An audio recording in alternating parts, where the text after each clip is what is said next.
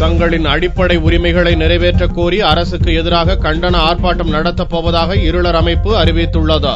சென்னை உள்ளிட்ட 6 மாவட்டங்களில் அதிக அளவில் வசித்து வரும் தங்களின் அடிப்படை உரிமைகளை கூட நிறைவேற்றாமல் அரசு மெத்தனமாக செயல்படுவதாக இருளர் தொழிலாளர் அமைப்பு குற்றம் சாட்டியுள்ளது. இது தொடர்பாக சென்னையில் நிருபர்களை சந்தித்த இருளர் தொழிலாளர் சங்கத்தின் தலைவர் சீனிவாசன், தங்களுக்கு ஜாதி சான்றிதழ், இடப்பட்டா உள்ளிட்ட அனைத்துவித அடிப்படை உரிமைகளும் மறுக்கப்படுவதாகவும், ஜாதி சான்றிதழ் இல்லாததால் குழந்தைகளை பள்ளிகளில் சேர்ப்பதில் இருந்து அரசின் எந்த திட்டத்தின் பயன்களையும் பெற முடியவில்லை என்று குற்றம் சாட்டினார். இதை கண்டித்து சென்னையில் கண்டன ஆர்ப்பாட்டம் நடத்தப் போவதாக அவர் தெரிவித்தார்.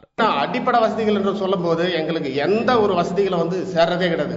10 ஏதோ ஒரு 2 கண் துடைப்புக்காக ஒரு 2 நடக்கும். மற்ற வகையில் எங்களுக்கு எதுவுமே சேராத காரணத்தினால தான் இந்த 29ஆம் தேதி இந்த மீட்டிங் நாங்கள் வச்சிருக்கோம். இதுவும் நடத்தி எங்களுக்கு கிடைக்கல அப்படின்னு சொன்னா பாராளுமன்றத்துக்கு விட்டு போய் எதிரில் உட்கார்ந்து நாங்கள் பண்ணக்கூடிய சூழ்நிலை ஏற்பட்டிருக்கோம். இந்த குழுவில் முடிவெடுத்திருக்கிறோம்.